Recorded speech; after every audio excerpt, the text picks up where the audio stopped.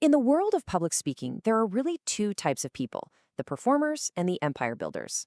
One gets a round of applause, but the other gets paid. So what's the one thing that makes all the difference? Today, we're going to break down exactly what separates the rich speaker from the broke speaker. Let's dive in. Oh, man, if you've ever stood in front of an audience, you know this feeling deep in your bones. It's a total rush. That connection, that energy, it's absolutely electric.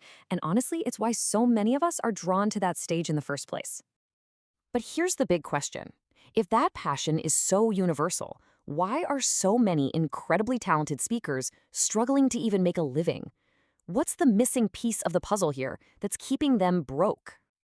To find the answer, we actually have to look at the very thing that makes speaking so appealing, the stage itself.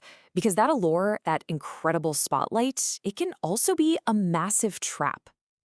This is what our source material calls the performer's trap. Think about it. Speakers get so hooked on that emotional high of a great speech, the applause, the standing ovation, that they completely forget to build the actual business behind the speech. The performance itself becomes the goal instead of just being a tool for a much bigger business. And that leads us right to the absolute core of this whole thing, the single most important factor that really determines whether a speaker is going to have long-term success. It's so easy to think that the best speakers are just, more talented, or maybe they just got a lucky break. But the source material is crystal clear. The real game changer isn't how well you speak, it's how you think about your speaking. It's all about that massive shift from seeing it as a hobby to seeing it as a real business. And this slide just breaks it down perfectly. The broke speaker has a reactive mindset. They're chasing any stage, often for free, just hoping somebody will notice them.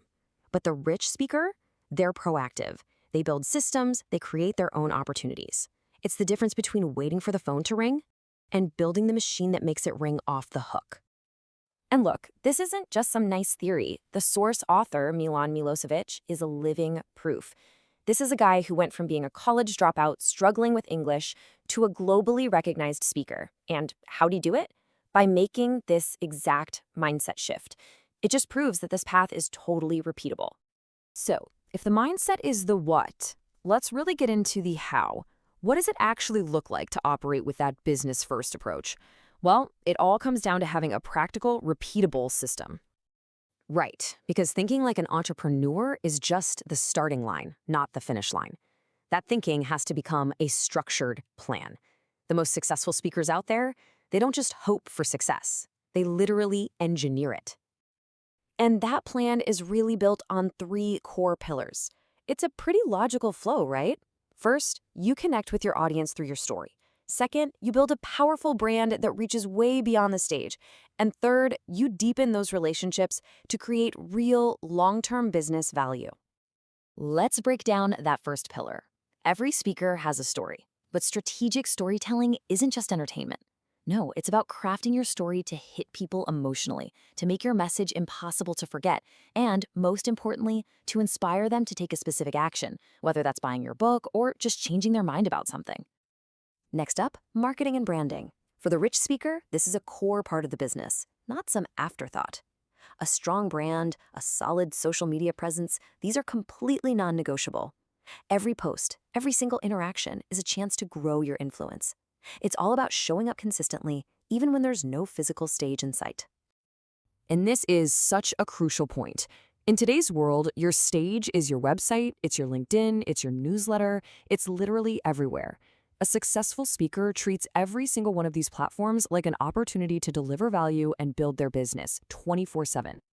And finally, it's about creating deeper connections. This means you have to move beyond a generic one-size-fits-all talk.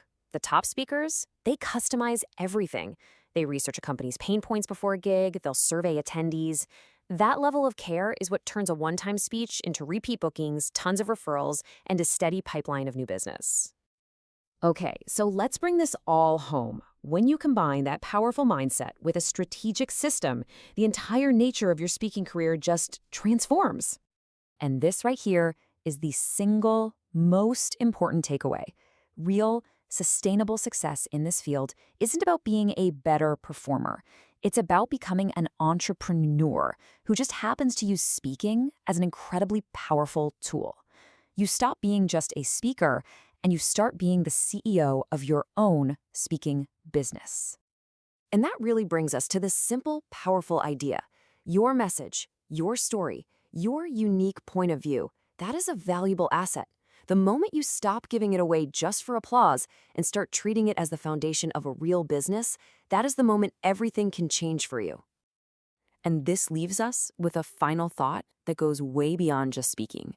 Whatever your passion is, writing, coaching, creating, whatever, ask yourself this one question. What is the business behind my passion? Because the principles we just talked about, they're exactly the same.